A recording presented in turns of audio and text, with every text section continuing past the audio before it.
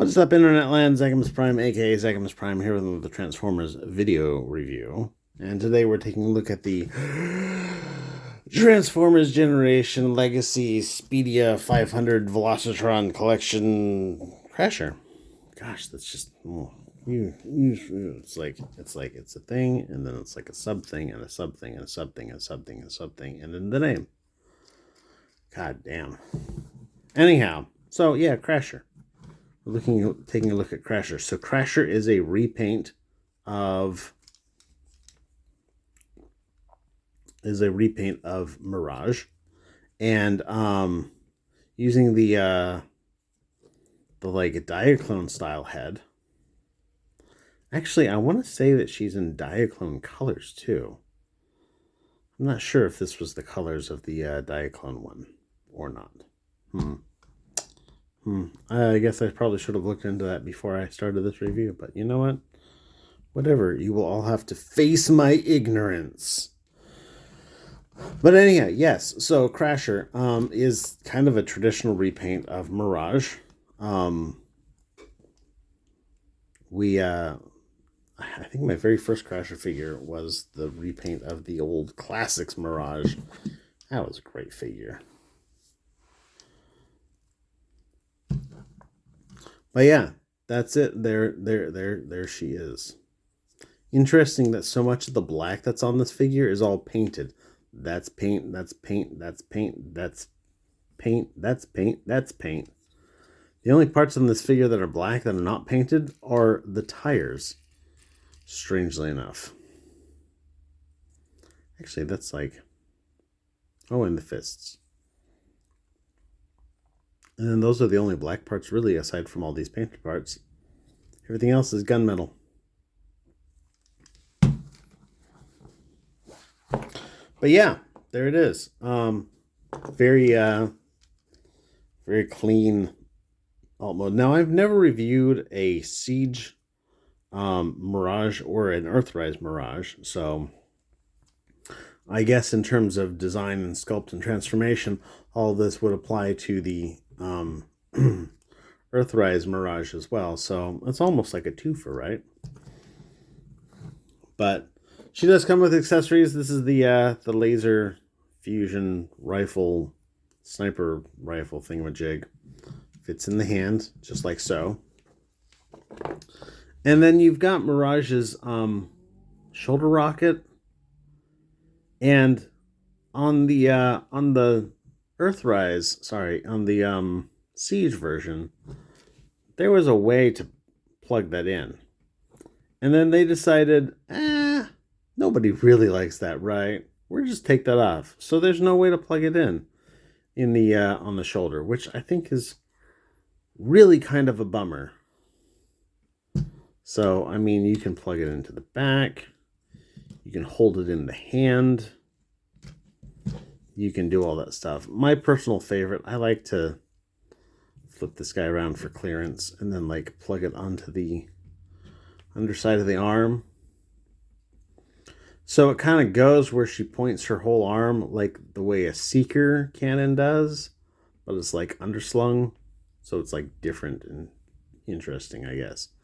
I don't know. It's my personal preference. You can do it however you want. It's your toy. I don't even give a damn. But yeah. In terms of articulation, let's take these off just so that they don't potentially get in the way. In terms of articulation, the head is on a ball joint, but it's really mostly just a hinge because of all these flanges around her head. Looks around, wiggles up and down just a smidge, and that's basically it. The arms will go all the way around. They'll come out for a full tree pose, even more full if you get this thing out of the way here. This has just the tiniest bit of collision in there, so. Bicep swivel. Single joint bend at the elbow for 90 degrees. You do have a little bit of a transformation joint here. I don't know what functional posing use that would be. You get a waist joint. Hips go that far forward, that far back. go out for the full Van Damme, you do have a thigh swivel, single joint bend to the knee for 90 degrees of bend, and you get ankle pivot forward and back and a rotation, or pivot rotation. Pivot this way, pivot that way. And there you go. All in all, it's a decent figure. I keep on seeming to have issues getting her to balance well on her feet. Like, often wants to lean back. Even though, on paper at least, it seems to have a fair amount of heel support. Like, that's a lot of... That's the actual heel there, and then, like, you got, like, faux heel with all this, like, shit hanging out the back of the leg, so... I don't know, man. You tell me why I'm having issues. It's probably operator error, an ID10T problem. But, anyhow, I do like how clean this is. I mean, you get a little bit of excess on the back of the legs here, but all in all, like, that's fairly clean. I dig it. It's diggable. But anyhow, let's get this transformed up. So you want to take and open up this little tab here. Actually, I think probably the first thing we want to do is unpeg these shoulders. This is a tight enough peg that I didn't even realize that pegged in for a while. I was that dumb. I probably should just read the instructions, but the instructions almost immediately got thrown away because that's just how I roll, I guess. Flip this around, plug this in. There's another tab on the other side. You can take and fold these up like so, and then fold in. But we're not going to do much with this at the moment. I was just going to say you can plug these in together, but they're not going to do anything at the moment. So, actually, I don't really want to plug them in at the moment, do I? Down here, you want to take and disconnect the waist here. Kind of extend this out. The legs are going to do this thing where they fold in like so. And then you're going to basically collapse this part up.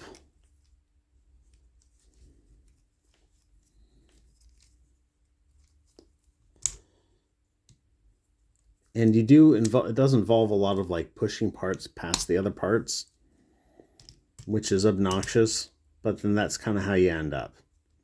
It's actually less intuitive going back from there, especially if, like me, you just threw the instructions straight out, because it doesn't feel like it's supposed to go, because you have to like really move parts over and past other parts. And I was like, is that really how it's supposed to go, or am I going to break something? Spoiler alert, I did not break anything, so yeah, you'll take that foot, fold it all the way up, bring this part out, and then this double hinges up, and then you just kind of push it into place until it just kind of goes like so. And now it's in place. These parts down here will tab into each other. These wheels I already put down. You'll bring the arms down and you'll tab them into each other, and then these tabs right here will plug together, and then they'll plug into that big old slot right there. And then these spoiler portions will plug into each other, and that is basically it. You get this smexy little black and red and some white F1 racer car. They definitely faked out on the chest, but I don't think that's necessarily bad. Like it cleans up well and it looks good in the robot mode, so I don't think that's really a problem. It's got a little bit of engine detail back here, which is fun.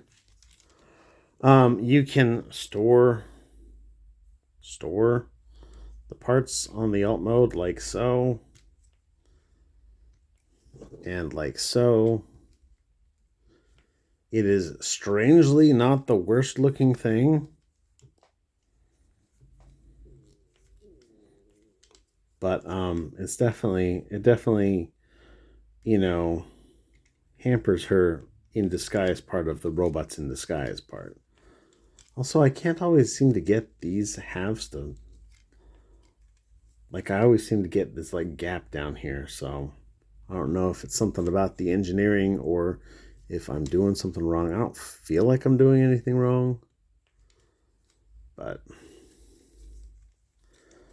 it's about all that there is to it. It rolls as rolling things should. And that's about all that there is to say about it. All in all, I think it's a pretty decent figure. As of right now, this is popping up in Ross's. If you have a Ross near you, you might pick this up for like $12 or $8 or however much it was. I don't even remember offhand. But yeah, decent little figure. I like it. I mean, I like it mostly because it's going to go on my black and red shelf. Because I love my black repaints. But anyhow, I will talk to y'all later. Thanks everybody for watching. You guys are fantastic. Everybody stay awesome and be good to each other. See ya. Bye.